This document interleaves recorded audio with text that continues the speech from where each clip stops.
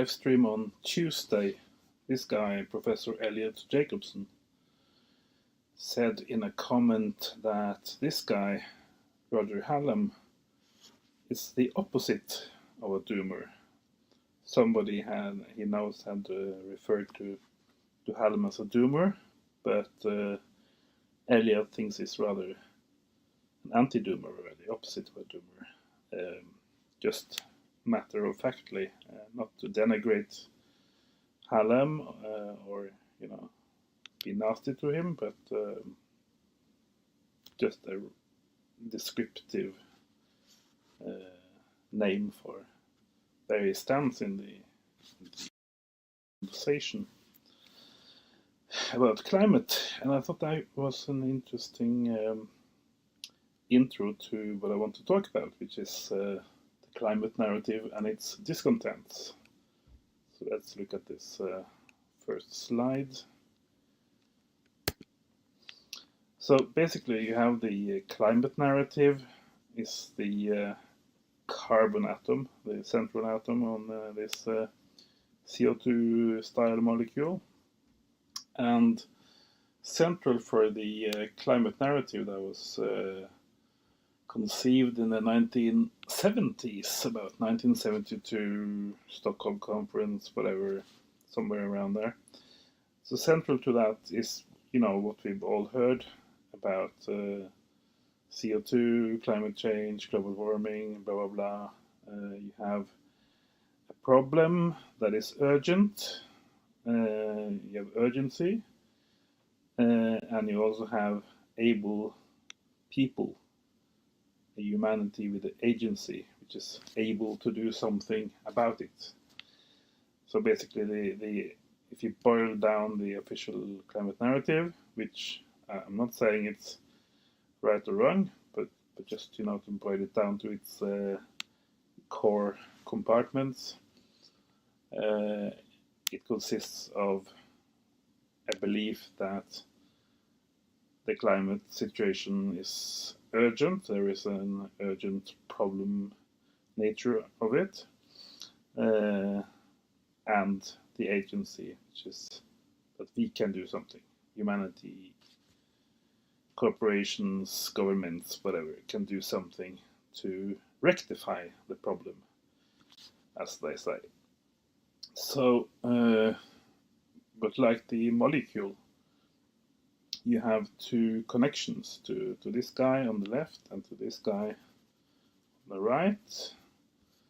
And this is drawn by AI, and the AI can't spell, or it kind of invents some spelling errors that weren't there in the prompt, so it's not my fault, it's something the AI wanted to insert, so take it for what it is. If you want to take it as an insult that the climate skeptics are unable to spell, do that if you want, but this was something that just came out of the AI. So basically you have a bunch of people here who believe we have agency, humans can do lots of things, we are sort of capable, industrious, we can do all kinds of stuff, but there's no plus urgency here. So these guys call them the climate skeptics. Some people use the nasty word and call them the deniers, climate deniers. I don't agree that they deny the existence of the climate, but basically they don't believe it's an urgent thing. They don't believe it's an urgency situation that is so serious that we have to do anything. Yet on the other side here, you have the urgent guys who have a lack of the agency belief. So these people believe that the problem is urgent, it is or was a serious problem, yet they no longer believe that we can do anything about it. So this is basically the doomer atom right here. And these guys who are doomers, they may have been a long time climate activists, but if we collectively left it too late, at some point we have crossed some tipping points and stuff, and we're now on a road to nowhere, or we are beyond the point of no return. So while the problem is still a big one, major one, there's nothing we can do. So the agency thing isn't there. So I just thought that was an interesting way to sort of to model or communicate the whole sort of climate discussion or conversation. That there's a shrinking, diminishing number of people who believe in the climate narrative. People no longer take what the talking heads say on TV as gospel or truth, and these guys will just have to do a better job or convince us better, or maybe show us their data and show us their so over to what Elliot said about Roger. He said that Hallam was not a doomer, so he's not in this atom.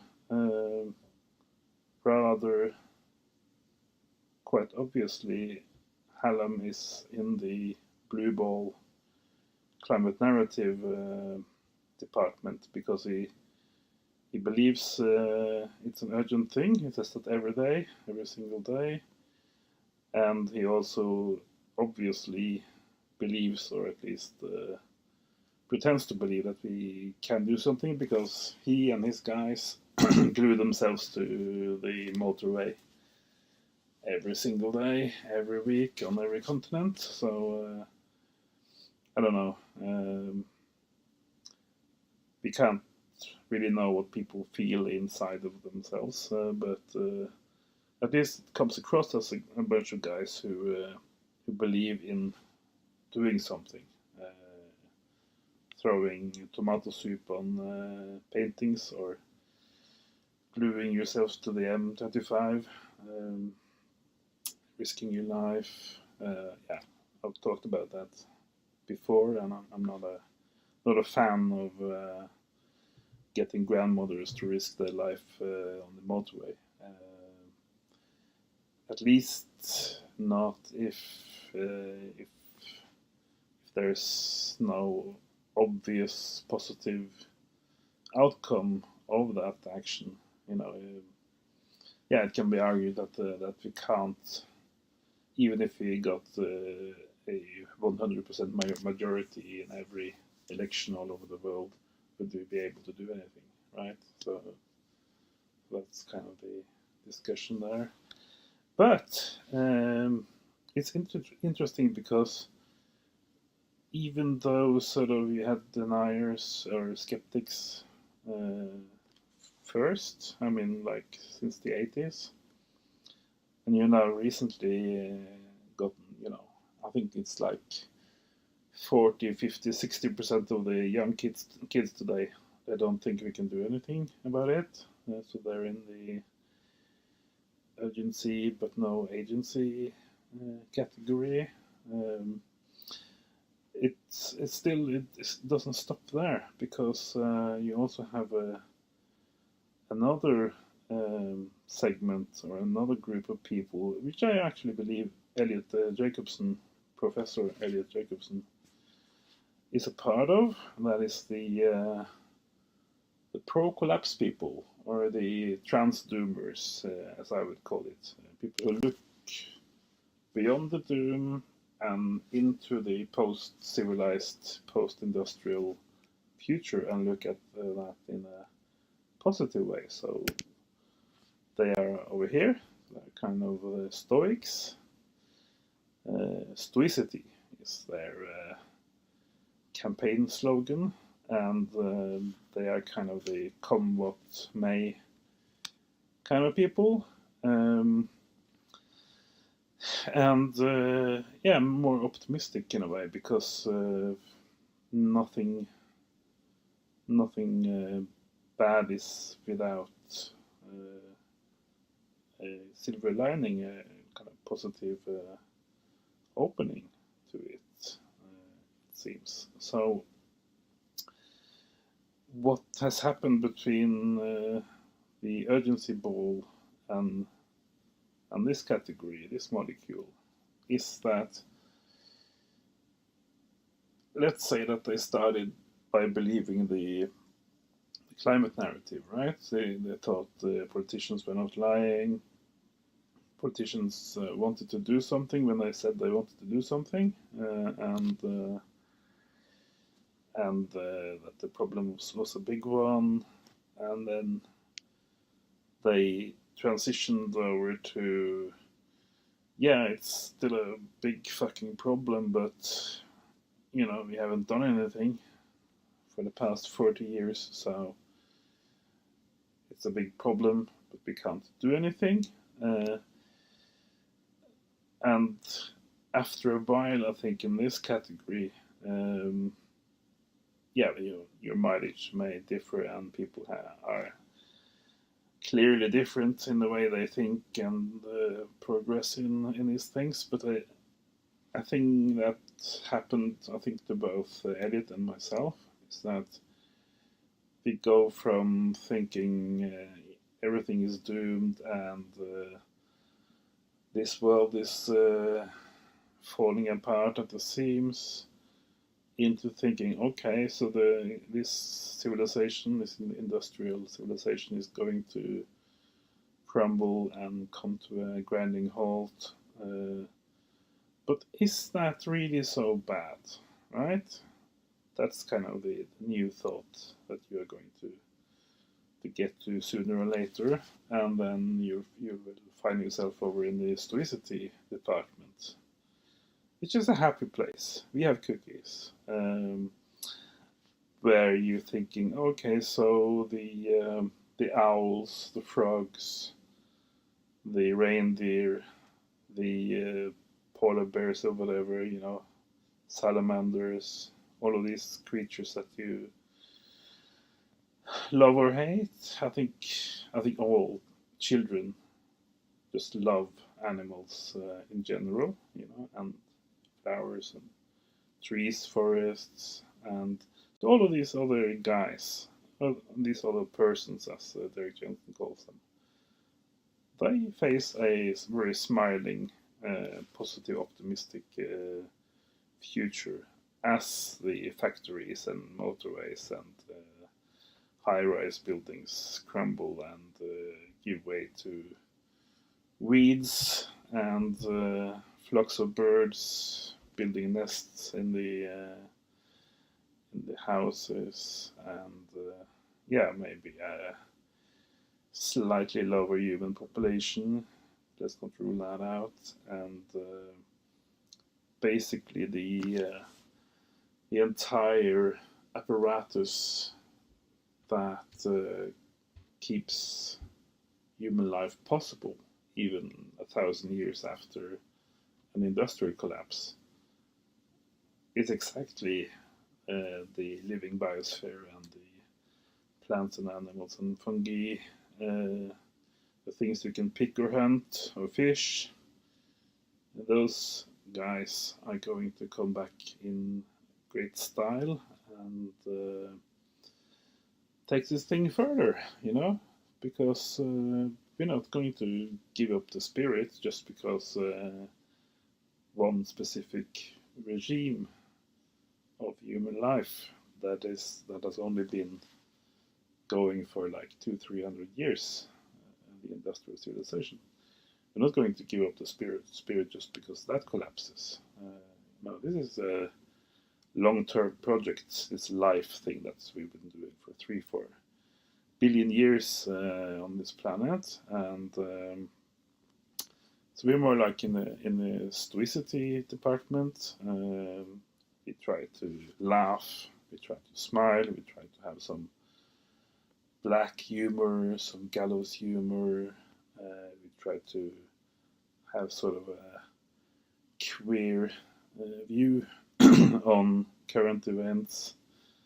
Like, oh yeah, so this is happening. Oh, okay, so they're doing that. Yeah, big deal, big deal in the larger scheme of things, right?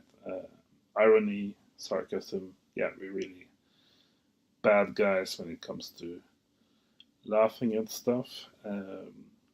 Okay, so that's kind of my presentation.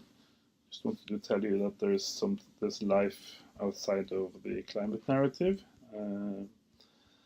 and yeah, basically one of the other transition tools from urgency ball to stoicity guy is that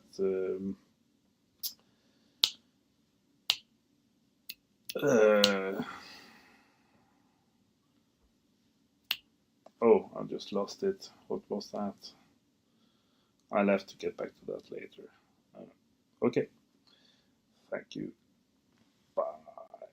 How, for example, for me, when I got aware of what was happening at a very young age in the world, it was not something I could put in words. It was something that I felt in my body, as if I was being hurt when I was seeing at a very young age a lot of lights everywhere and going up in the countryside, and also I could feel the rivers sick and animals going away. I mean, that is just I'm just bringing out sensations more than, and it evolved into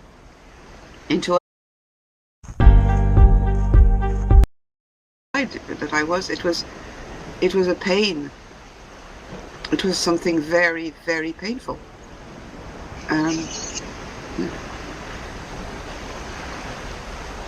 So you're saying you're feeling the pain of the natural world being endangered, is it what you mean?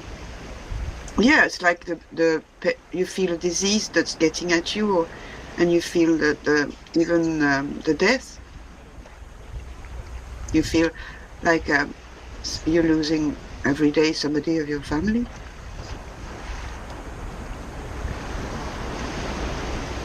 Yeah. I used to feel that back in the bygone days, when I used to listen to Sam Mitchell give his talks.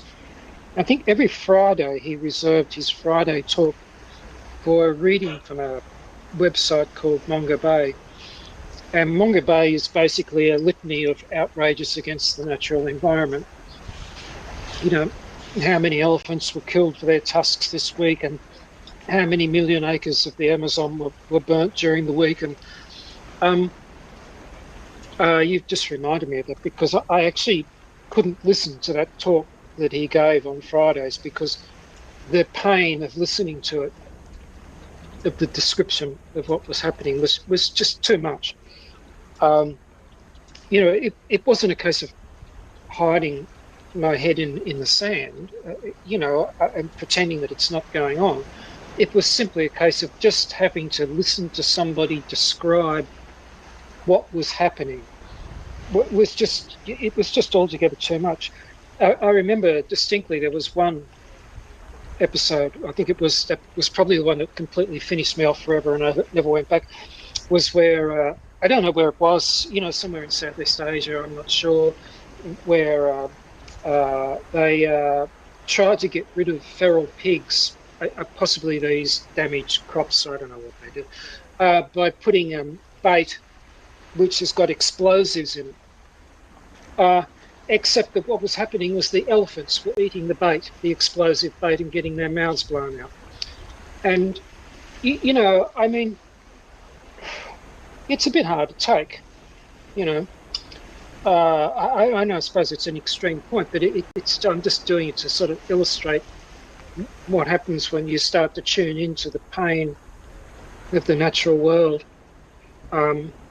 You know, if you do feel some connection to it and you're exposed to that kind of thing, it's very difficult to cope with.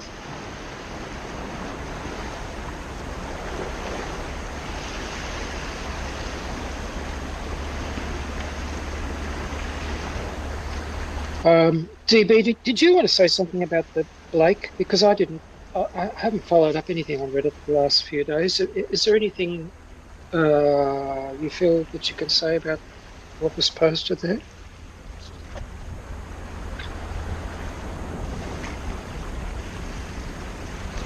Oh, okay. You can't talk. Fair enough. Yep. Okay. That's all right. Anybody else follow up the Blake?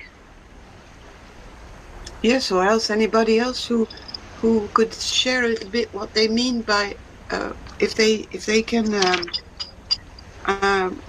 how do we feel when we look at the world from the point of view of our connection in the subject of human agency, because it's for me it's very difficult to see this clearly. I'd really like to have some kind of, because it's again a thing that's very to do with the senses and not language, for me personally, but maybe some other people here have another take on this.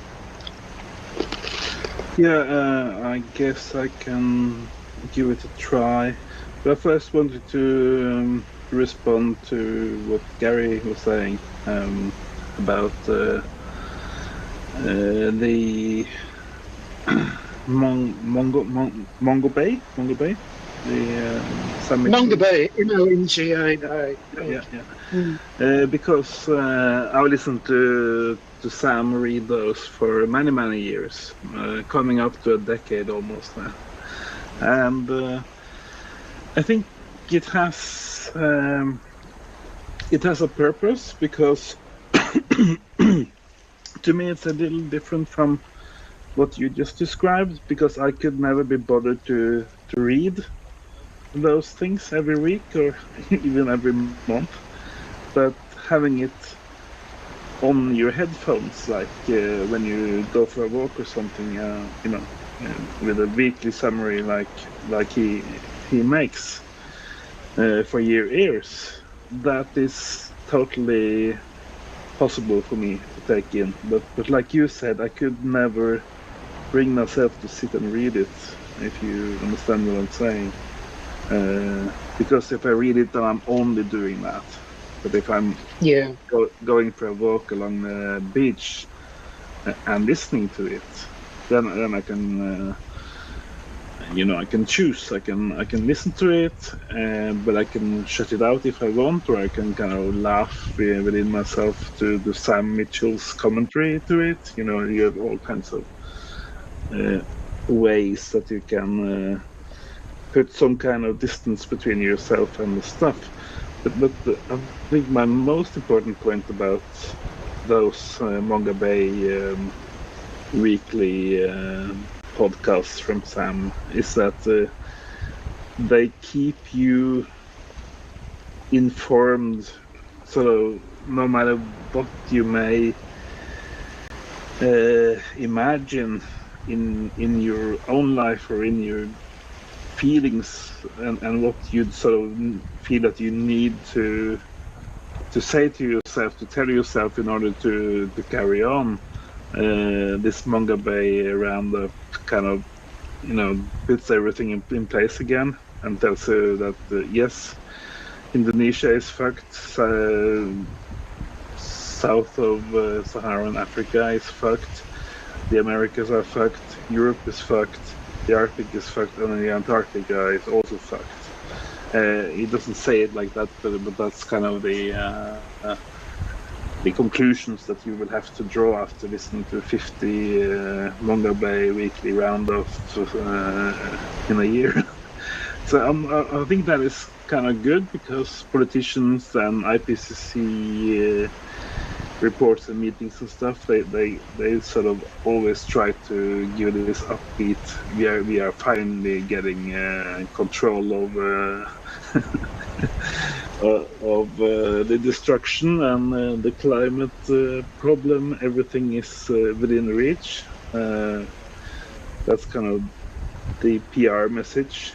So I think Monga Bay is a very good counter message to that, and it's also very well sourced and researched and stuff. Yeah. So I totally get the emotional wish to just shut it out. I'm probably a bit more hardcore than you, Gary. So I've been around for this kind of stuff for more decades, so I can take it. But I would never read it because reading is just too much.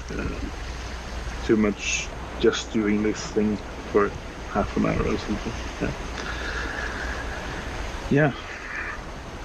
Yeah. Yeah. There was a couple of things. Yeah, I mean, sure. I mean, definitely, I'm affected deeply by that kind of thing. And I just wonder, though, I think even Sam commented there at one stage. He said, okay, that Mongabay is just doing this on and on and on and on, all this nature destruction porn.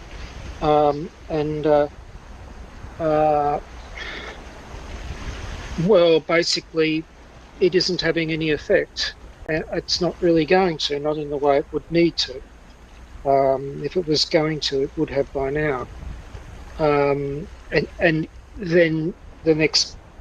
I guess the next thought is, well, what does it take to cause human beings to alter their course? And because it needs to be a collective action, is it possible at all? I mean, it looks at this stage, so it's not. There's no sign. And in any event, as people in who are informed will tell you, of course, it's probably 50 years too late. But yeah, sure, but, it's an input. Oh, sorry. Yeah, but I think it's important, and I will keep fighting for it, for it being important, because as we've been discussing now for many weeks on this show, not so many years from now, and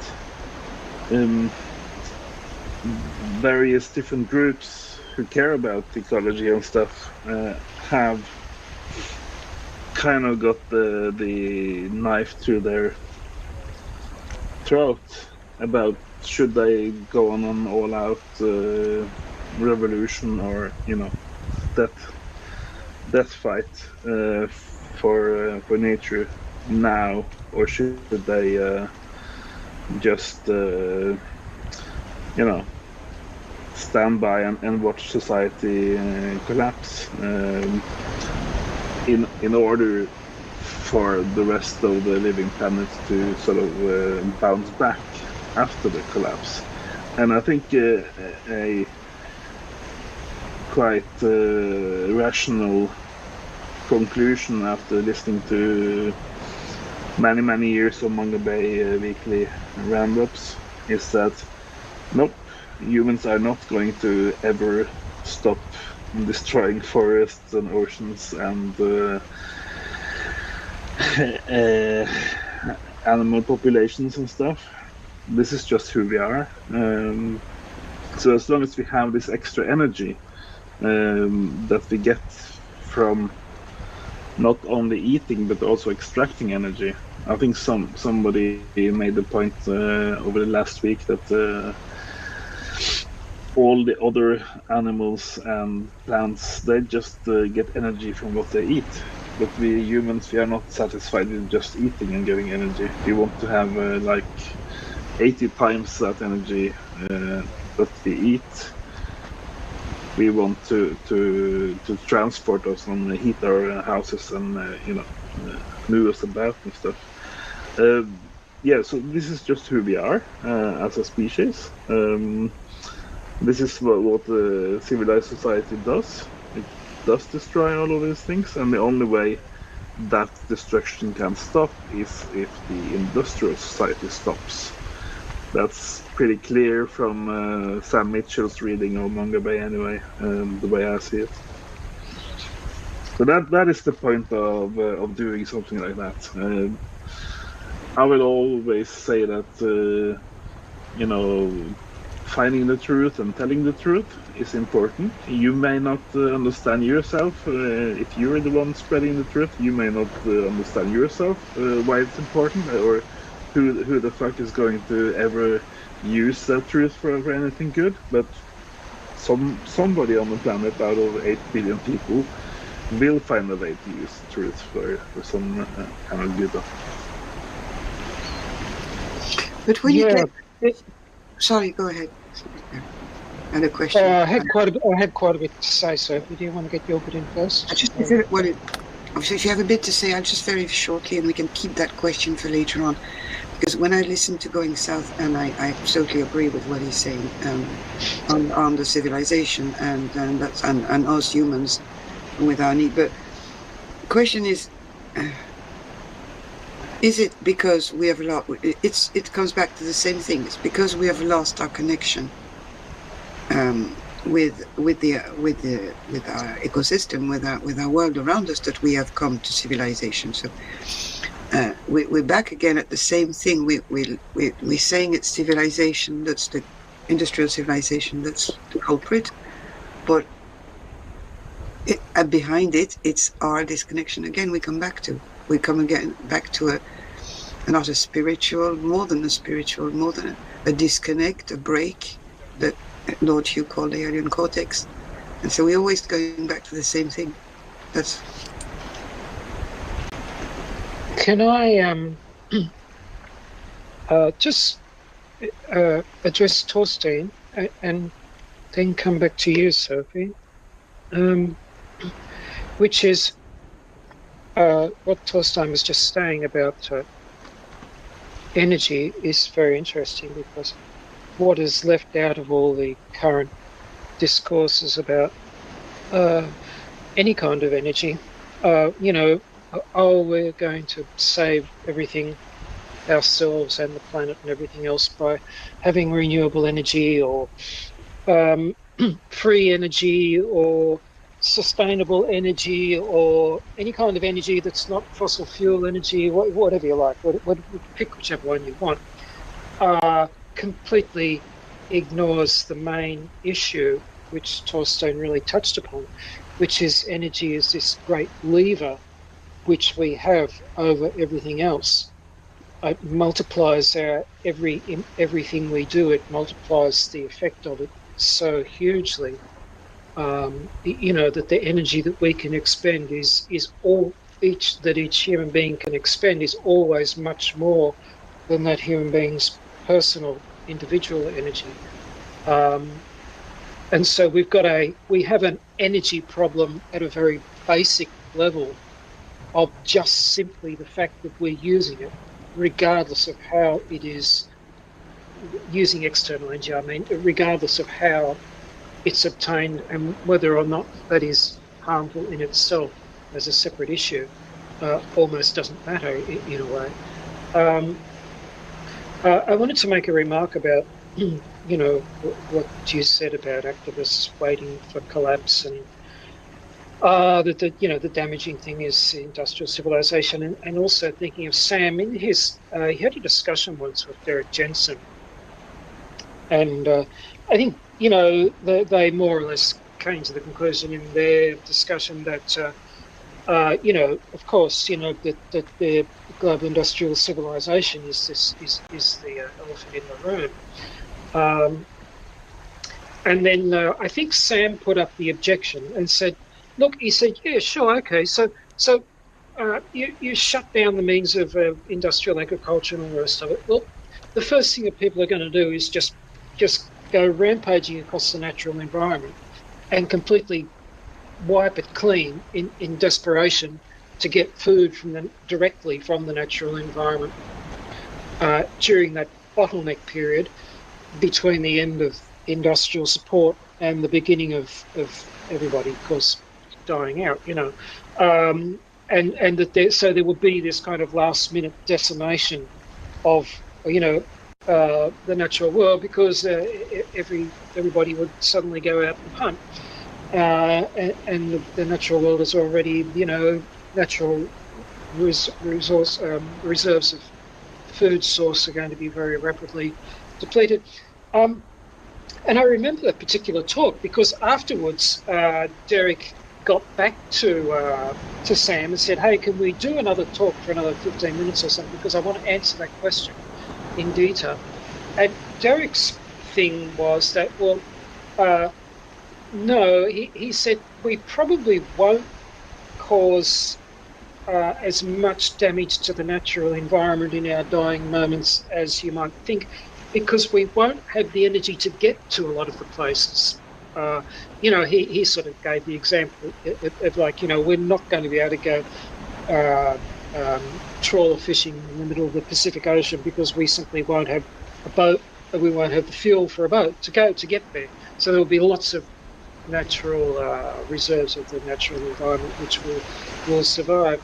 But it was still an interesting point to bear in mind that, whilst the natural world may, in the long term, it'll end up being better without civilization. It may face a sort of bottleneck of increased direct exploitation as civilization goes down. Yeah, but then you have to compare that 1 week that you are talking about now with 10,000 years of agriculture and industrial life. So yeah, and now also it's not like some politicians is presenting a choice. Do you want to take the collapse road or the lasting civilization road? Collapse doesn't work like that.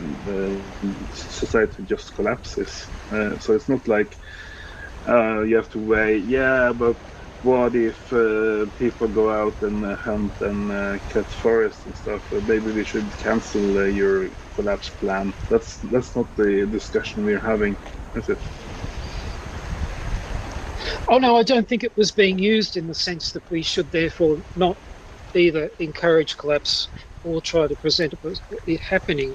It was simply just running through the scenario of, once collapse starts or goes ahead, it might not look as good, at least initially, as people would like it to in terms of the regeneration of the natural environment. I think, as you say, the time scale, sure, once we're gone or once, things that have become extinct, looking at an extremely long life, extremely long time span before, you start recovering diversity once you've got important species that just aren't here anymore.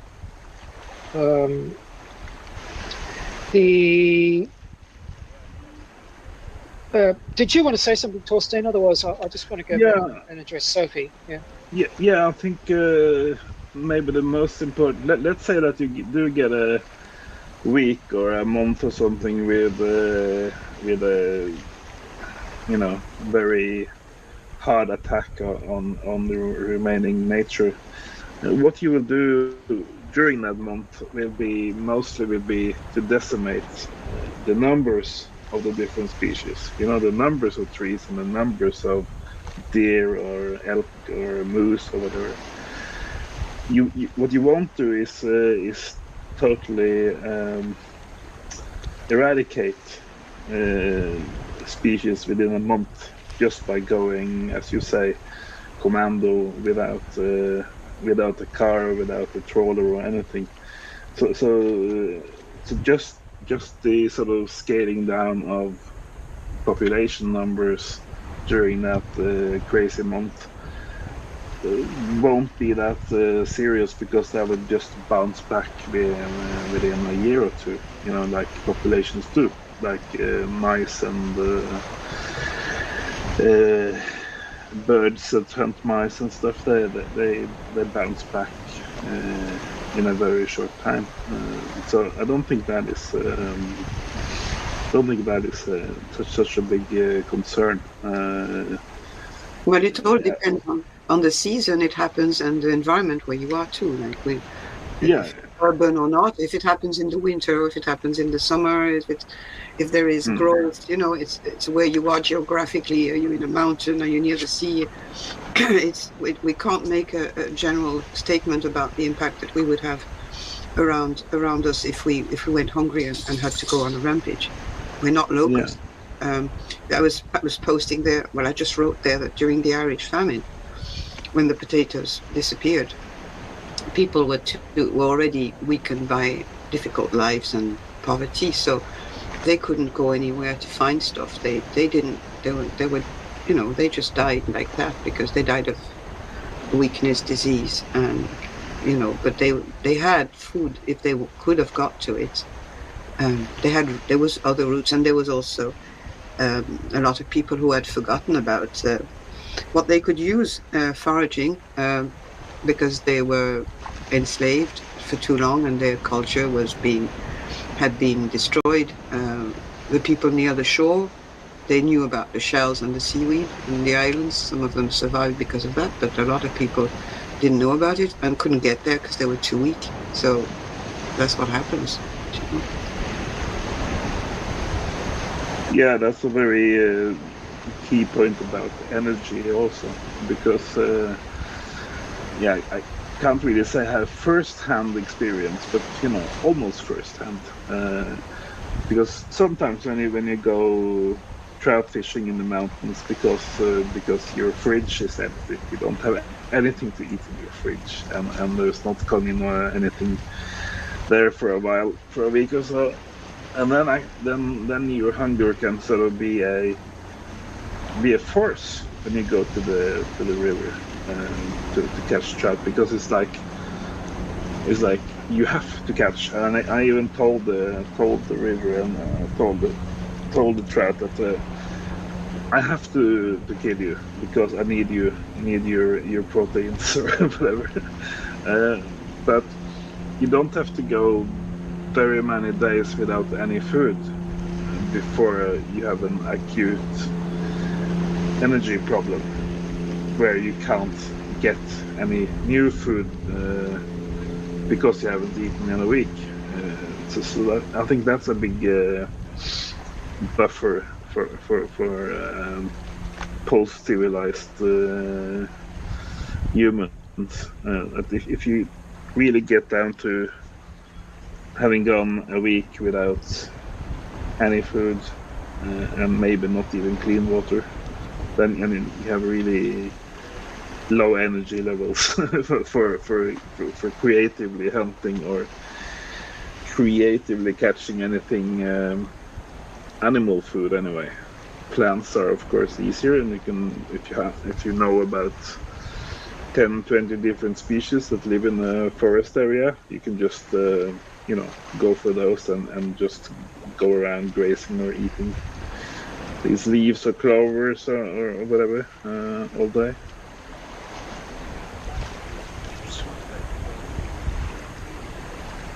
I wanted to go back to just address something Sophie said a few minutes ago about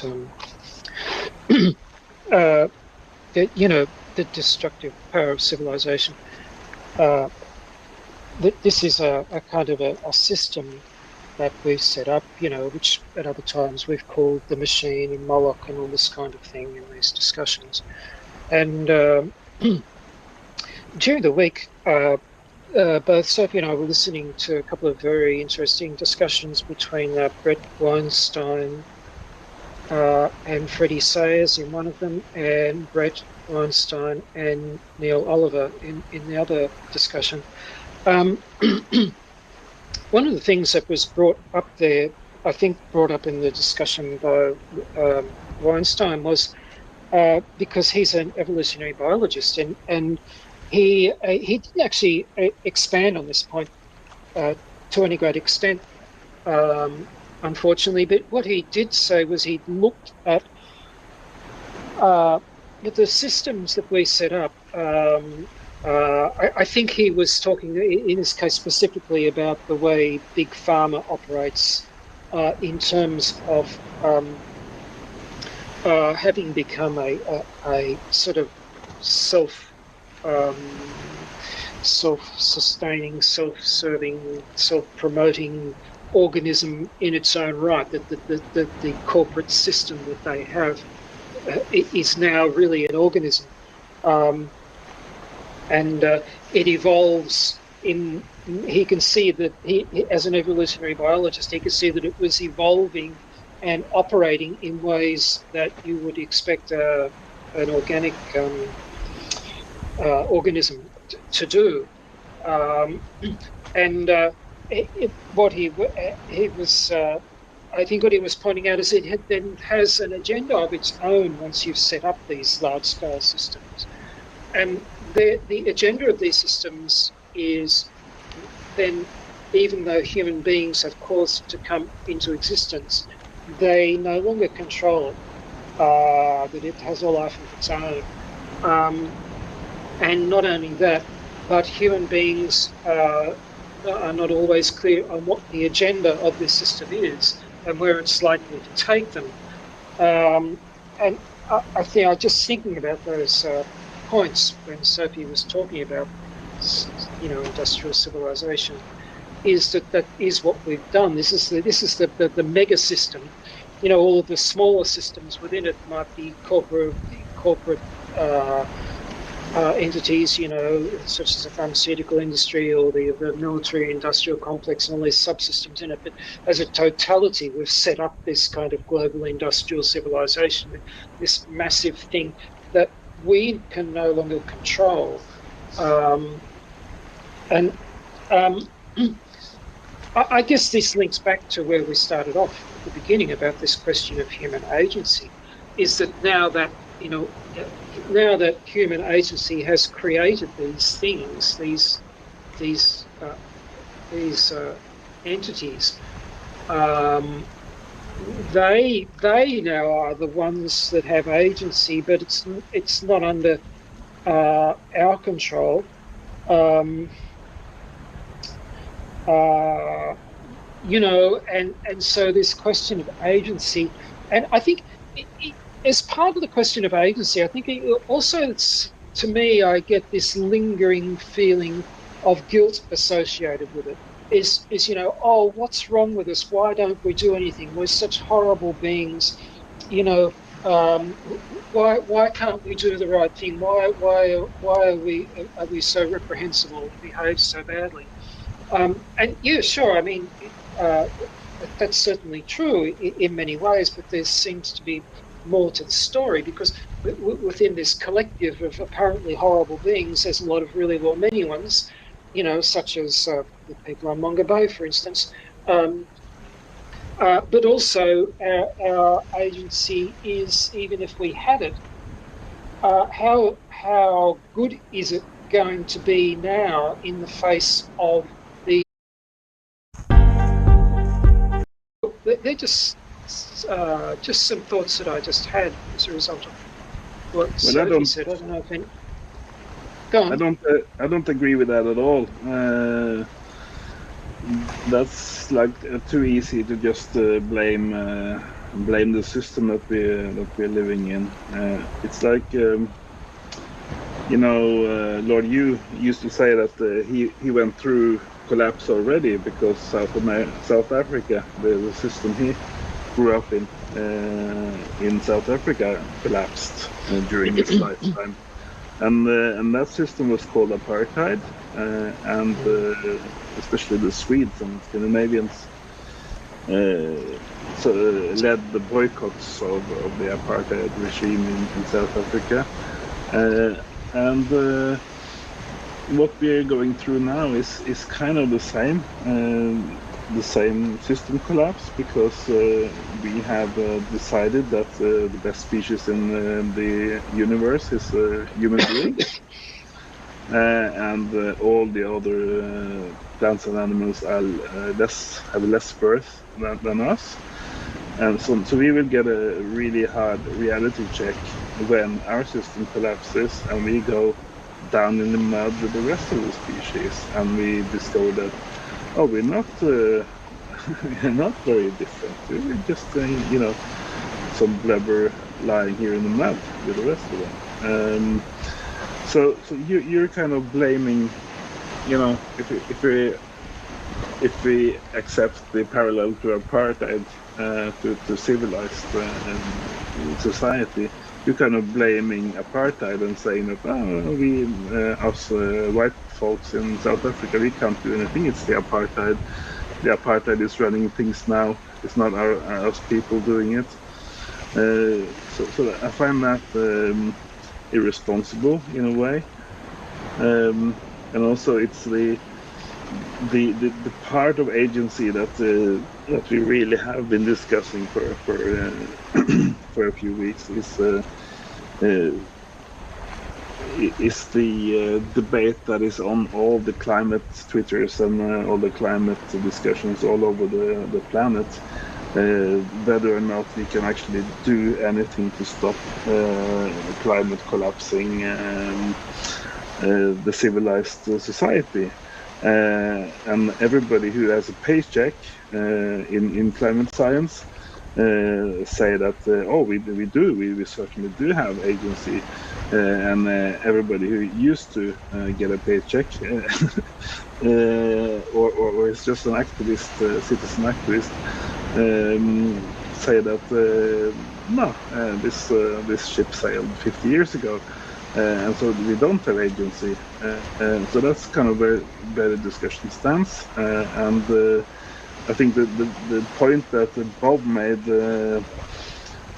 last week on this call was to say that if we don't have agency, and our parents' generation didn't have agency because we were already past the tipping point back when they were kids, our parents' generation were kids, then it's not rational to go around with a lot of guilt, because what should we do? We couldn't do anything 30 years before we were born. That's not physically possible. So yeah, we can take on sort of a species level guilt, or we can also figure out that it was this kind of civilized life that ruined everything. But that also wasn't our invention, you and me. Me and Gary didn't invent a human civilization or industry. And to Sophie, I think you said something about going back to the split and to the alien cortex and the start of that. That is also almost a synonym for civilization, because civilization means city life, right? And the whole point of an early city was to have a wall between where people lived and there you had nature, right? So in a sense, the alien cortex is kind of that idea of living apart from nature. There you have the word apart, so you have apartheid again. So the whole thing is kind of sociopathic and deeply racist with apartheid and keeping things separate, keeping the god species for itself and nature outside of the walls. I really appreciate your answer there to everything. There's one thing though, I don't think when I was listening to Gary, there was an idea of blame on the machine, because I don't think you just dismiss human agency and say, oh, it's our creation, it's gone, But what I think what Gary was saying is that machine, and that's what DB is writing on the comments that he, after William Blake, that the video on William Blake that was posted on subreddit, is that this kind of monster, alien cortex, Urizen, whatever it is, and it is at the core of this monster that's ruling our world at the moment, is that its characteristic is that it's self-destructive and it's turning on itself. And our agency in there is not say, well, we can't blame and say it's fault, we're humans, poor humans, we've done it, and now our creation is killing us. It's not that. It's just that we're witnessing a thing that's eating its tail, and that is it's bringing us to our demise. I don't know where our agency stands there, except at a level of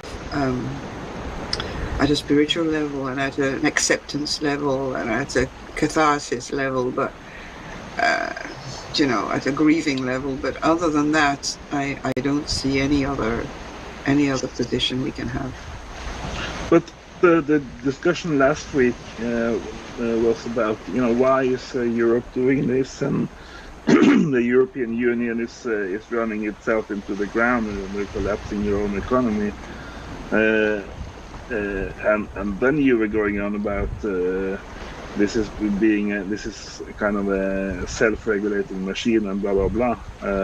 And I tried to point out that there is a country called the United States of America, which is at the head of the NATO alliance, which is not really an alliance. It's one leading nation and 30 slaves who are just told what to do. So instead of kind of talking about having a runaway society that does what it as an entity wants, I think we should remember that we have a US empire in this world, and it has like something like 400 military bases all over the planet, and let's not just give them a free card to do whatever they want. Let's call it by the real name, USA. Okay, I'm not condemning USA or anything. I'm just saying they are pulling the strings of all of these slave nations. Maybe USA is a good force or a bad force in the world. I'm not currently talking about that. I'm just saying that they are a real entity, and we see American politicians on TV and the internet every fucking day. So let's not fool ourselves and say that this is a techno-utopian entity that is run amok. It's USA, okay?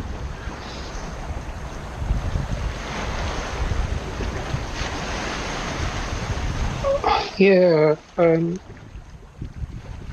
I mean, it's probably become a bit circular, I think, in the USA, where the voices that we hear and what their media pumps out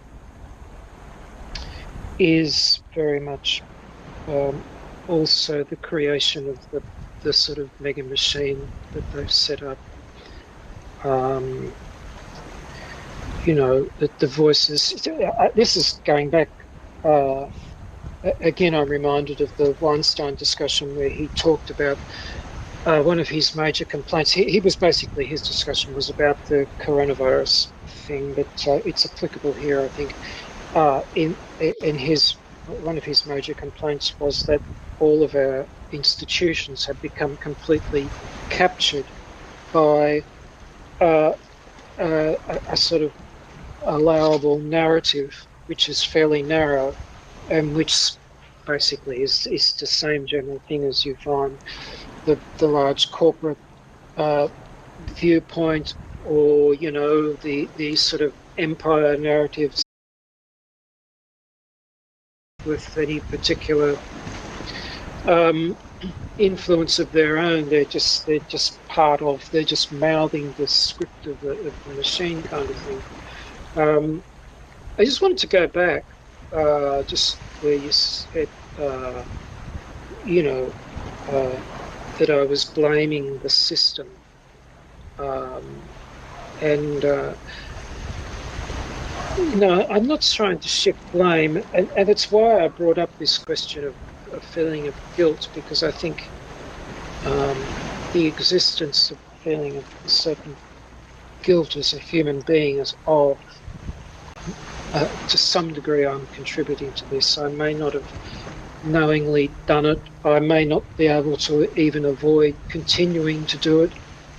But to some extent, everybody is either deliberately or not deliberately contributing to this. And so, there's if you're honest with yourself, I suppose there is a bit of a feeling of culpability there. I mean, just personally, I'm not trying to shift any of my personal feelings onto some separate faceless entity, but I can see your point there. I mean, it's obviously not constructive to just say, oh well, it's got nothing to do with us. It's all this mega machine thing, completely out of my hands. I'm okay. I'm lily white, and some other force is going to have to act.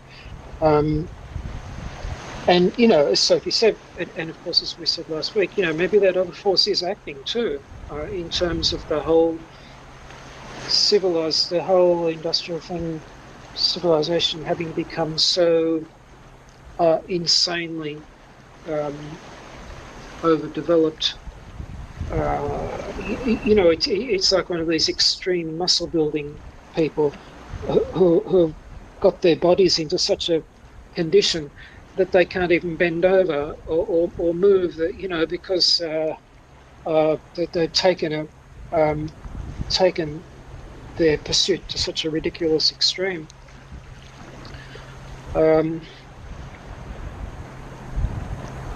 Yeah, I'll just leave it at that for a minute.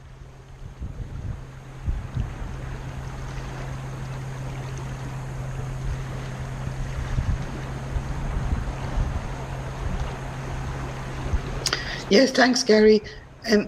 So this carrying of guilt is not productive in any way, and it stops you from being active. It's actually against.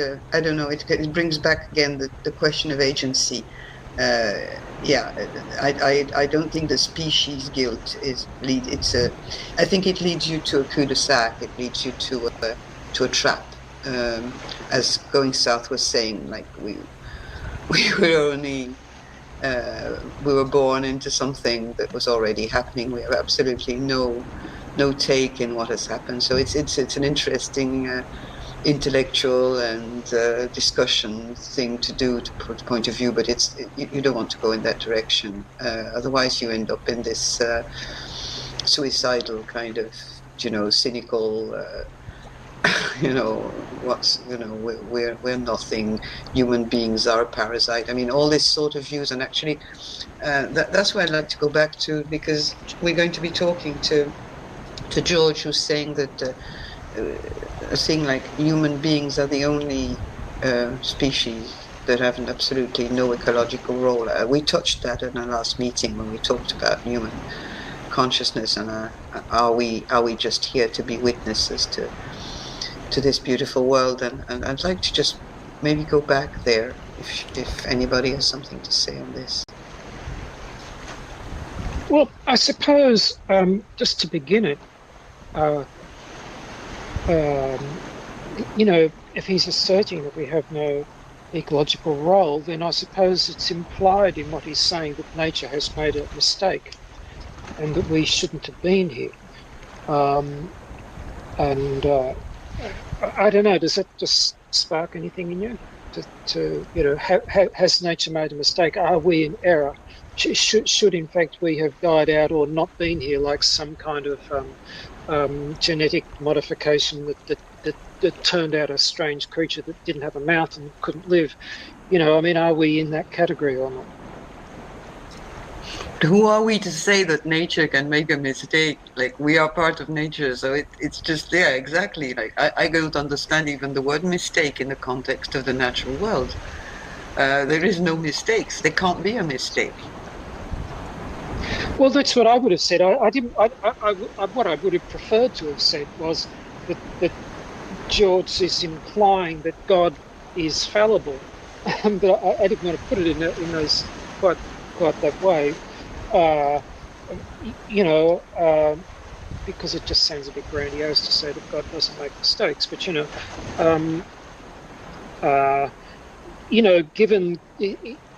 given that we are here and it probably isn't a mistake, I suppose the next thing is, well, it was the supposedly evolutionary process that led to the formation of our strange psychology. Is that also natural? And even the concrete and glass world, which even human beings call not the natural world. I don't know. I mean, is it just too extreme to say that like, even if it is unnatural, if we went back and reran the experiment, there's probably a good chance that we'd repeat it and end up back here where we are. So a kind of a natural progression would occur anyway. So I suppose we're looking at a question of where do we draw the line between what's natural and what's not, or is everything natural, including us and all our amazing dysfunctional creations? I don't know. Do we want to stop with that question? You got a thought about that? I think the way I see it, when we came to the city wall and the civilized life within the town or village or whatever, then started a new kind of cultural evolution in humans, where the traits that we now know and hate were promoted by city life, like being sneaky, or being a criminal, or being a tyrant, and being a good soldier and killing a lot of people. So I think maybe what we are referring to as the alien cortex is something that was quite small eventually in the beginning, but then eventually became a huge part of what humanity is today, or what humans are today, because now we kind of thinking in a civilized system sense, and we talk about how can me or my group get ahead in this rat race, and so what do you think about that as a origin of the alien cortex? Yeah, I mean, I'm not arguing with it, but actually, just while you were talking, something came to mind, which is that, hang on, I just got to try and kind of recover it, that, because, how Lord Hugh spoke about transhumanism, and he covered that in different ways, not just in terms of, bionic arms and neural implants, but also in terms of people getting transgender modifications and all that. But the thought that just struck me while you were talking was that the alien cortex could have been our first transhuman creation. Almost unwittingly, we created this sort of phantom self within ourselves that isn't really, you could argue, is not really human, because it seems to be hostile to our best interests in a lot of ways. And so, with the cultural, the movement, as you were saying, into gradually more civilized environment, civilized, I don't mean civilized, civilization environment. That led to fortuitous circumstances for an invasive. Sorry, I suppose I'm not really commenting directly on what you said, but it just occurred to me that the alien cortex might be our sort of transhuman creation, that we have to note what we've done there within ourselves. I don't really subscribe to that completely, what you say about the transhumanist creation. I think we can't go back. We had this little piece of brain that differentiates from our cousins, apes, and it's a gift of nature. It didn't come from, I mean, it was not a monstrous creation. It came from nature. I think it's the way we used it that operated the horrors. It was the lack of mastering it, and it became the ruler of our behaviors and our ways of thinking. But when we used it wisely, and when we discovered fire, and we thought that we could, shape a few stones to scrape skins to keep us warm, because we hadn't as many hair as the animals around us, and we were ingenious in certain ways, but I don't know if we were wise already, or if we'd already started to let the alien cortex run amok. But I think it's a Recording is on. So it's back again on this question of mastering of this alien cortex, of not letting it rule us, but the awareness. Is that human agency? Is that really at the root of human agency? Just throwing this out there. Yeah, I mean, it's a good point. I'm just a little bit wary of the word mastery, because I think that throws us back in with the original problem, is that there's some entity which is controlling something else, which is, that's the characteristic of the alien cortex, is the control narrative, dominance narrative projected in itself and all sorts of ways. But I think, looking at this more from the point of view as it being a misused tool seems more constructive. I mean, as you refer to it as that, and it's and certainly, as you can see, also that's writ very large in society, where we have a lot of amazing things that we've managed to create, and they're generally being used incorrectly or excessively. It's a substantial part of the mess that we're in at the moment, is the misuse of tools, not just internal ones, but external ones.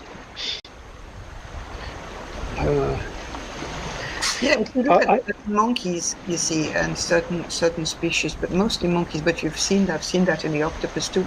They use objects in the environment as tools, and they have a certain technique that hasn't so far run amok, that has just kept going, and we seem to, like for energy, like the Jevons paradox, we seem to, once we found something, well, then we found a more energy efficient way of using it, of doing it. So it's that I think that's the avenue that we follow.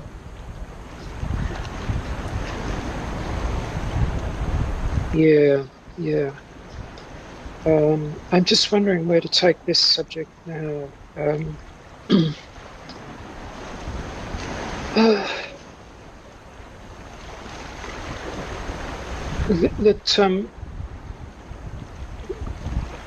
See, we were in the thing that I don't honestly, I don't like the terrain where we say that we are guilty.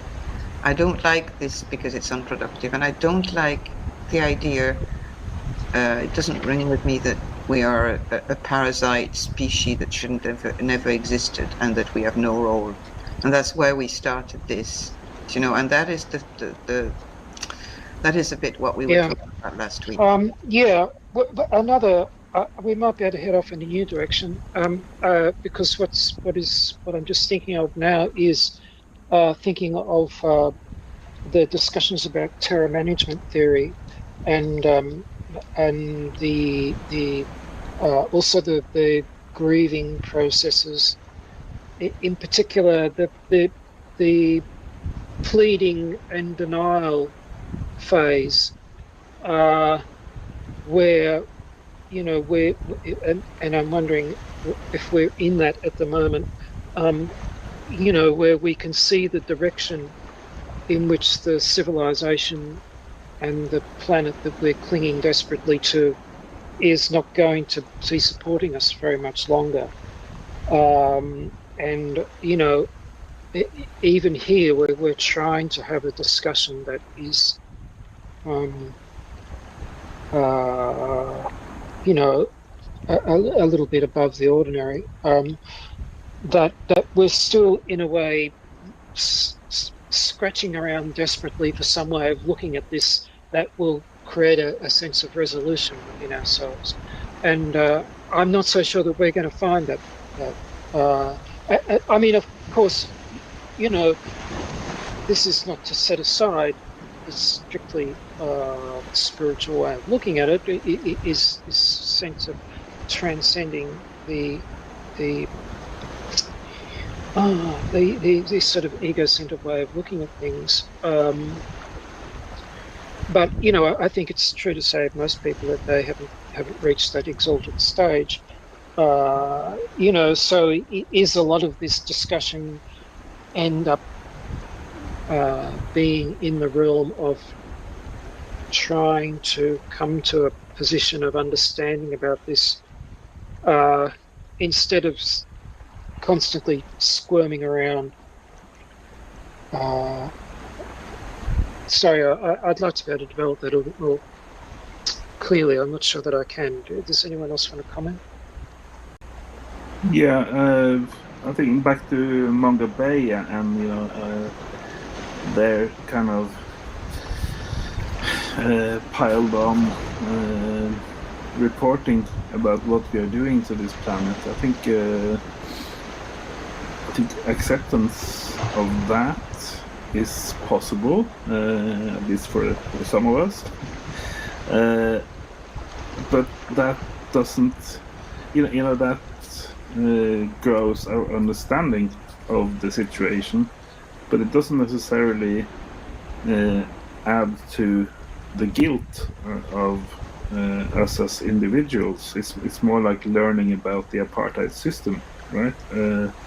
So we can accept that apartheid is a bad system, and now I'm talking about the human apartheid speciesism thing, or the civilized form of human systems. So understanding that system is unnatural and ecological, I think is important, and kind of the challenge for everyone here now is to realize that humans are something different as well. We are something else as well. As DB says in the chat, before civilization we were like wolves, running around catching prey and being happy with that. So we have this huge prehistory of being like the other animals and fitting in much better than we do now, and that in many ways that is also our future. So if we can embrace sort of the natural side of being human, like most of the things, the good things in life are free, is an expression, and most of the good things that we appreciate are also natural and pre-civilized, like food and sex and sleep and community and being happy with together with other people. I think Sophie used the word last time about communion or something, or being together and having a meal and talking with friends and family. Those are kind of pre-civilized pleasures also. So I think we can easily put the blame and the guilt on the 10,000-year civilized system. A comparison a month ago or something to a primitive kind of flying machine that somebody was testing off a cliff. He could feel that, okay, this is a big success, for 10 minutes until it crashed to the ground. Then we have this agricultural society that we've been in for 10,000 years now. And it was also crashing to the ground because it was unsustainable. But as these things go, some things that are unsustainable and can't continue, they still take 10,000 years to play out before they crash to the ground. That doesn't mean it was ever sustainable during those 10,000 years. It just takes a long time to destroy an entire planet. Yeah. I think too we're at a bit of a disadvantage at this end of history by having this sort of hyper awareness of our predicament. I think if you go back in time, and obviously, either there's even in tribal situations or hunter-gatherer situations, groups would have been wiped out for various reasons, disease or some unexpected thing might have occurred. But now we've got all of this technological assistance to help us understand what the predicament is that we're in, but also as individuals, we as part, I think, of the alien cortex package, we've got this sort of hyper-vigilant mentality that acutely tunes us in to the situation that we're in. And so it magnifies it, I get. Well, I don't think it needs magnifying. It could hardly be any worse. But I mean, it is a very large thing to be facing. And so, of course, I think we're still not at a point of acceptance with it. That doesn't mean that we shouldn't be trying to do the right thing. But at the same time, I think that people are still squirming around, not in acceptance of this. I think this goes back a bit to what Lord here was saying about his sense of ataraxia, that we're going to go down, but it's a case of the quality of your psychology as that happens. Are you going to go down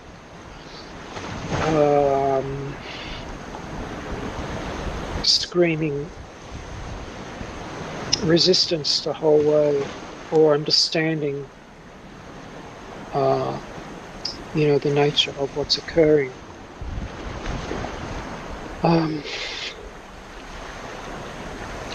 What you're saying, Gary, puts me in resonance with probably what was happening a long time ago when let's say a group of early humans were in a place where they had been for a long time, that they hadn't moved because for any reasons, and their area was starting to be devoid of prey and things to forage, and they were starting to get dirty by their own excrements and stuff like that. So they probably had to move on to another area where they would maybe survive, maybe not.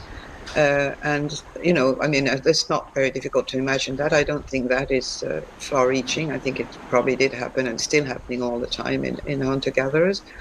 And you see, when you talk about acceptance, these people also knew when it was time to say, well, we can't go any further. Death is there, and we accept death, and maybe a few are going to go to survive, and the ones that will stay will die. I mean, there is this constantly at the core of animal insect colonies too. There's a moment where you can't go anywhere, and whether and things collapse because there is no energy, no food, and the animal world doesn't ask himself all the questions on ataraxia and stuff like that. It just happens. It's just what is. When the human beings, how do we know when they started to deny this outcome of our life, which is death, and tried to not let things happen? So that's where we come to overshoot. I think that's when we come to, at all cost we have to grow, and we have to create cities, and we have to make those big fields, even if we're destroying everything around, and then we'll find fertilizers, so we'll produce more, and then we'll have a surplus. But we're also touching again the denial of death, and far away from the acceptance. And in this time of collapse, I feel like we're a little bit like these insects who are running around knowing that they're going to just go and they're going mental, but then suddenly they stop and they see that it's what is. But we're not. We're clinging on to our reasoning alien cortex or whatever in form of intellect and despair and denial of death in the throes of what is happening. But that's what is happening to our species. We didn't see, and without any guilt in that, it's just what happened. We didn't see the time when we had to let go. Yeah, I think you're making a great point, Sophie, about the big game ending or being depleted just before human settlements or human agriculture happened. So that is a part of prehistory that is being studied more and more now. And I think to a degree you could say that everything from finding out how to keep a fire and start a fire to sharpening those rocks to use for scraping the skins and also to use for arrowheads and stuff. All of those kinds of technological interventions, they were sort of a very slow start to the eco collapse that happened after agriculture started. So it's a very, very slow start, almost like the start of the melting of the Greenland ice sheet. It doesn't go very fast in the beginning, but then it really comes down hard. So yeah, I think it's important to remember that overshoot started before agriculture, in a sense, because we hunted all the big animals to extinction.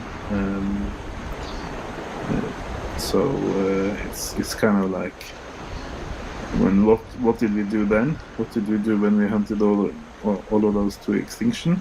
Well, we just found out we could deplete the earth more efficiently with growing the fields and burning the forests and all of these horrors. Yeah. No, I was just going to make the point about just Torsten was talking about the killing off all the megafauna, and this goes back, because a lot of people say, these early hunter-gatherer societies, how wonderfully in tune with nature and all the rest of it they were, and but I think you could argue that a lot of them went through a stage where they were in overshoot, where they did kill off a lot of the large animals, and they probably also faced a bottleneck and problems with sustaining themselves. And I think in some of those cases, that is where the so-called, the sort of native people's wisdom that we see the remnants of now in our time. came from that, because they saw that they had made a very bad mistake in the way they were interacting with the natural world in terms of destroying these animals. And it was a wake-up call for them. And this is not my environmentally engaged, aware, sensitive, and sort of saw themselves as custodians of their environment and participants in everything that was going on, rather than just purely using it any way they want to extract their needs from it. And that is that process of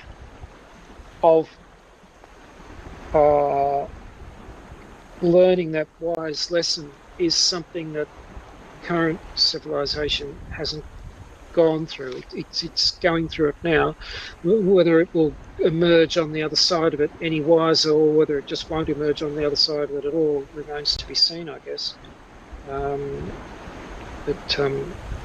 mean, it's just going back to what I was saying about the extinction of the megafauna. It was particularly striking in Australia, because there's just nothing here at all. It was completely destroyed by the original sort of settlers here, and so was vast amounts of forest and all the rest of it.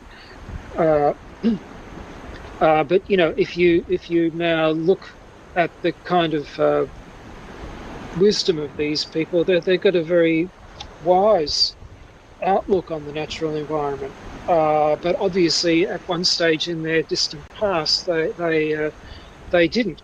So they had the opportunity, they had the good fortune, I guess, to have made a mistake and come out on the right side of it.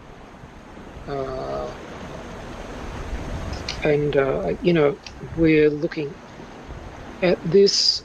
Are we going, the state that humanity is in at the moment? Is this an opportunity that anyone's going to recognise, or will it just be lost on the way down the drain hole? Yeah, about that. Because now we're kind of discussing to go into the fourth industrial revolution, also called the Green New Deal. And the way I understood Sophie, we had a chance when we figured out that we killed off all the megafauna before we started the agriculture.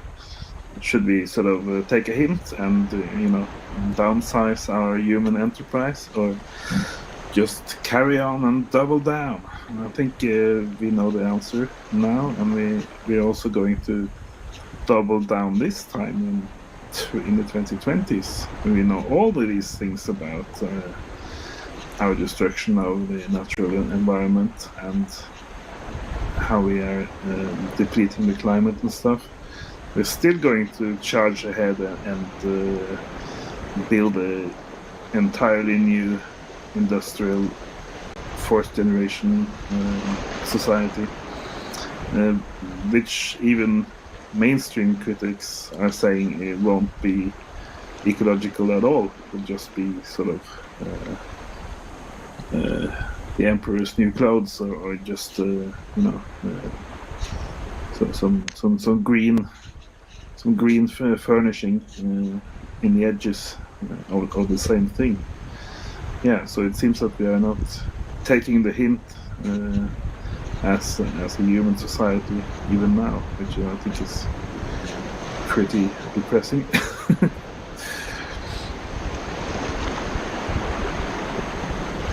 Yeah, I suppose there's always, as we were saying a couple of weeks ago,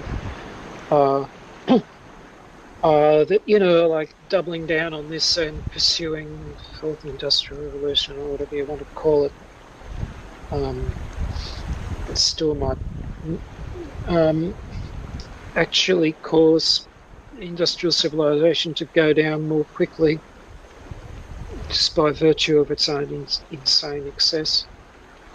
You know, and it could be the best way by accelerating its own stupidity.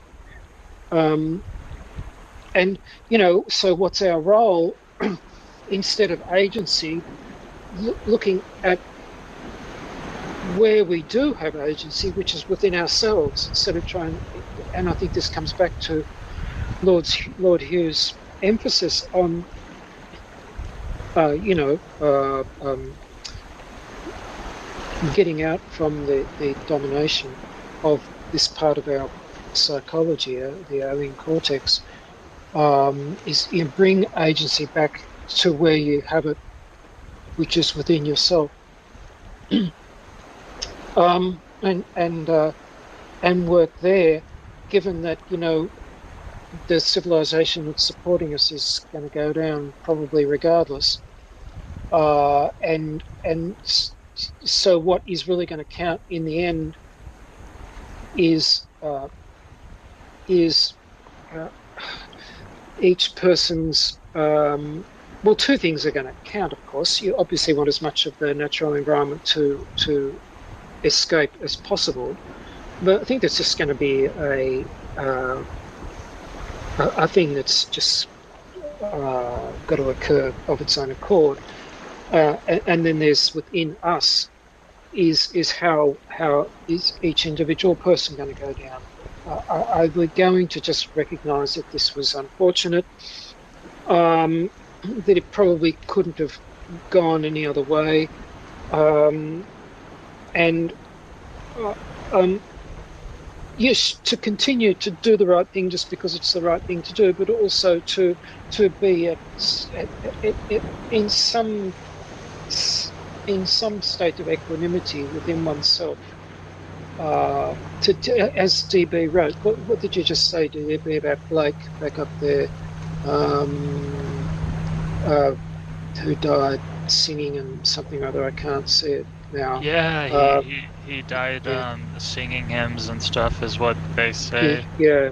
Even in the ripeness video, Hugh talked about thinking about what it means to complete your own life and then do that. Yeah. I think that's where we're at, to attend to that, because that's where we stand a chance of having some agency. Yeah, that's just. Well, that's where we. And to add to what you're saying, Gary, that's where we add to this beauty of nature and nature's terrible nature. They say nature maybe is not aspect. It is huge and terrible. It is not. We must stop having this romantic, emotional view of life and saying, "Oh my God, this is so terrible," and we're going down. And you know, it's this acceptance is also in flow. It's the power of Kali, and we're her husband lying down, and she's on top of us. Like we are so much. Our anthropocentric view is so corrupting everything that we're not in flow. We're not in line. If a few of us survive, so much the better, because of what we talked about last week about our place in this whole creation, maybe our role that we don't even know, but it has to be one. And does there have to be a role? It's just what is. But the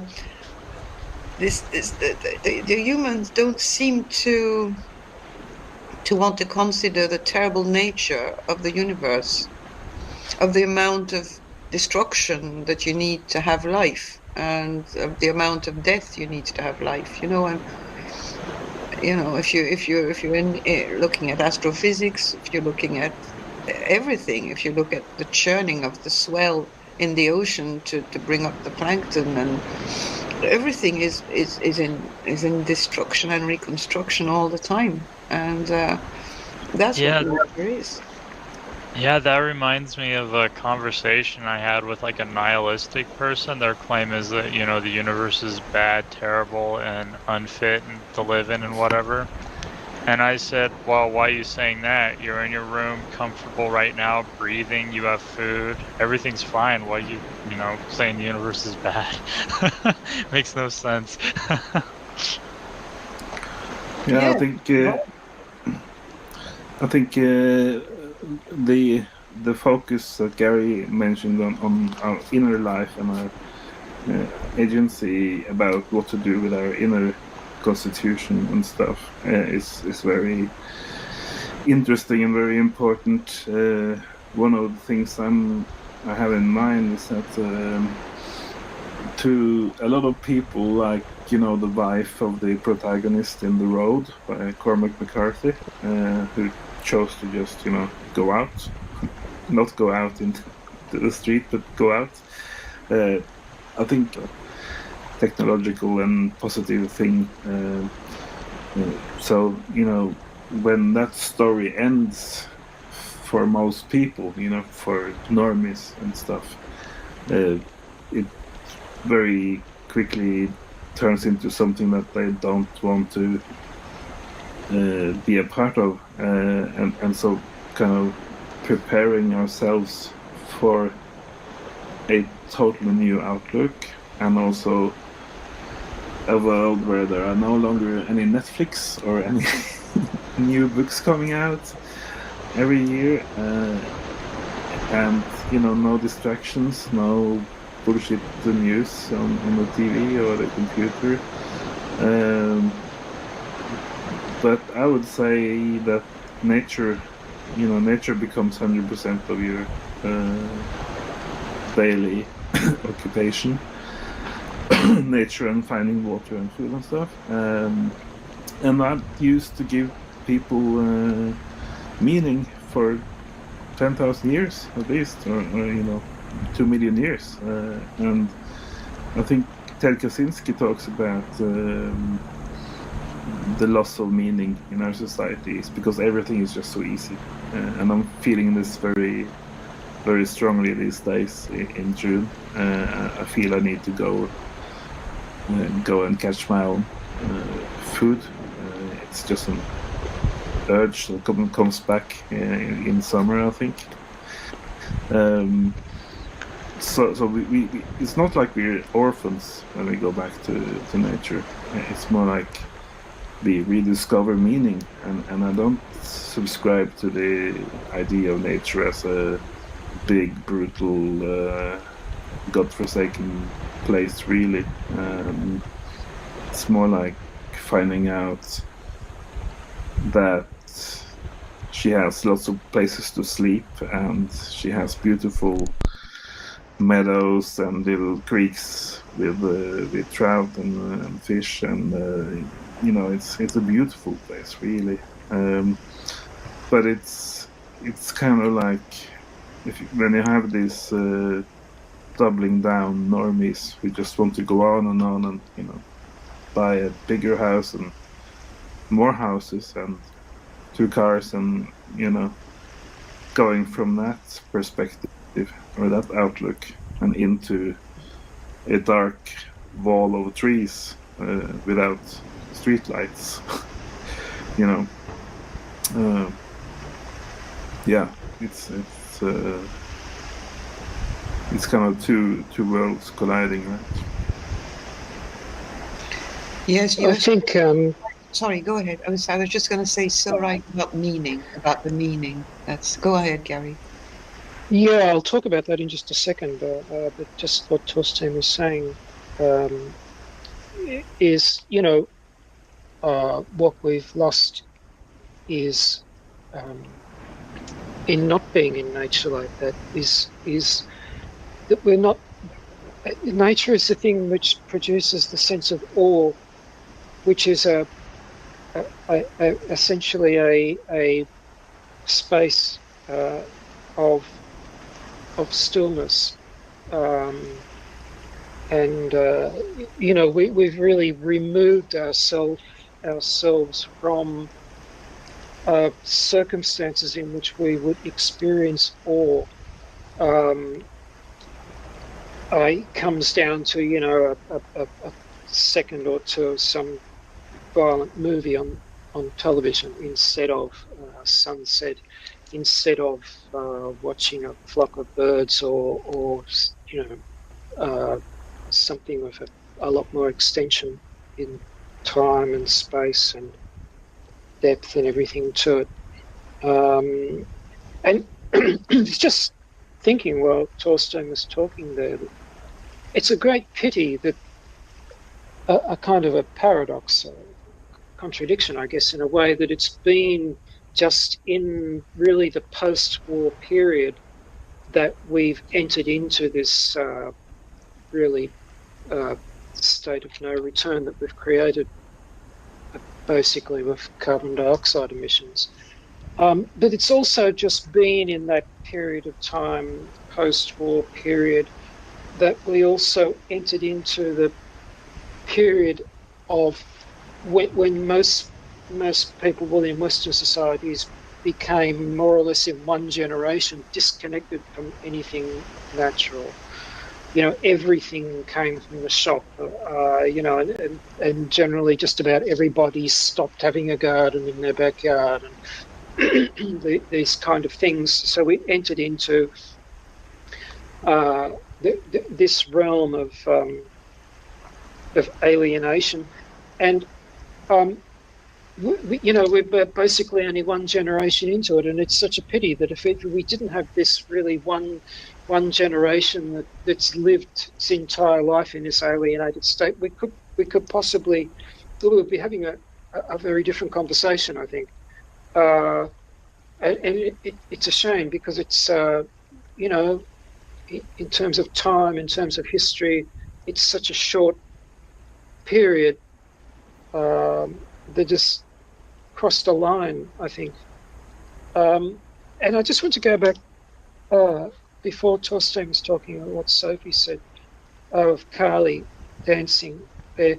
I think the important thing there is that Carly didn't intend to kill Shiva, and didn't kill and didn't intend to kill Shiva. So whilst Carly was formidable as a force of, I think, Sophie, you were sort of likening that to the Mother Nature in terms of Kali. So this is a great formidable thing, but it's not necessarily. It doesn't.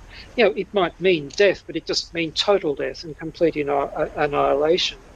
So I just want to add that little bit about Shiva, and Sophie also mentioned the in that little bracket about the anthropocentric view, and George Socrates a sort of a questioning about our purpose, and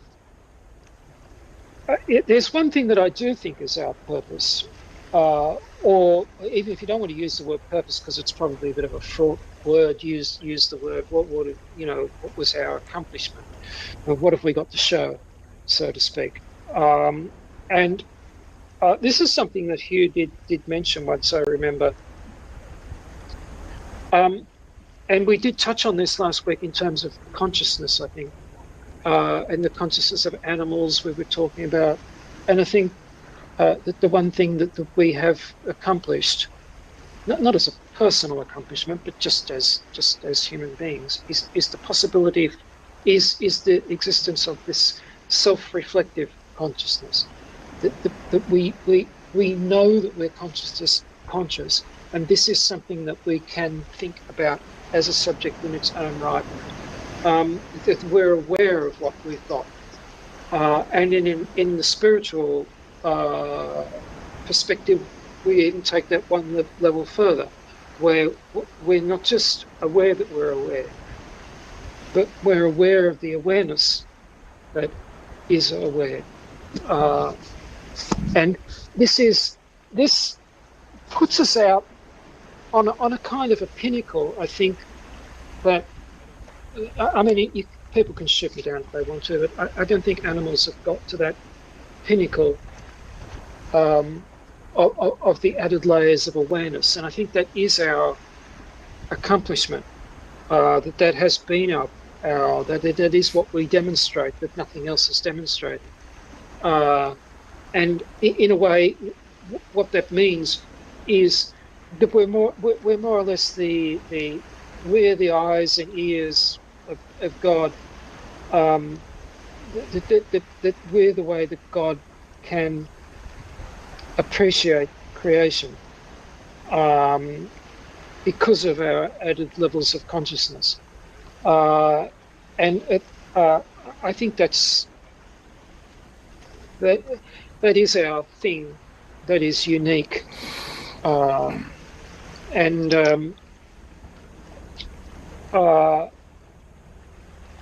yeah, I mean, obviously it's not without its problems, because you can see the mess that we're in. But it's the one hand, it's got us in the problems. I think because not enough people have taken it to the next level of spiritual awakening. Of spiritual awakening is why we have ended up pursuing doggedly this path of self-destruction. It's evidence of the fact that only some of us have really realized the full potential of years before anything else arose that could recapture that kind of consciousness. It may never happen again. It could be lost for eternity. So Yeah. yeah. I would just like to add to what you said, Gary, about our generation learning so little from our parents' generation. I think it's the worst. It's the worst case of not putting forward our survival skills. Skills for surviving without a plastic bank card in all of human history. And it's amazing that coincides with the one time that we really need all the skills in our toolbox to sustain ourselves after all the shops. Yeah, I mean, what a pity that we've. Yeah. Yeah, we've lost it just at the point where we need it. Yeah, it's just a very, very bad timing. And then I would just connect that to something you said after that, Gary, and that was that certainly no animal or plant, mostly animal, no other animal forgot to pass on their skills to their offspring, and that is only us doing that. And I would like to use that as a contrast to what you're saying about us being so positively different, because I think just that fact that we didn't pass on anything about how to survive in the wild over this last generation, that kind of from the other perspective, that kind of nullifies all the positive exceptions that humans can boast about, because no fox or wolf would certainly give birth to a litter of kids without learning them and teaching them anything about how to survive in this thing. Yes, absolutely, Torstein. Survival tools not transmitted from a generation to another are really the negation of our will to survive, basically, isn't it? It's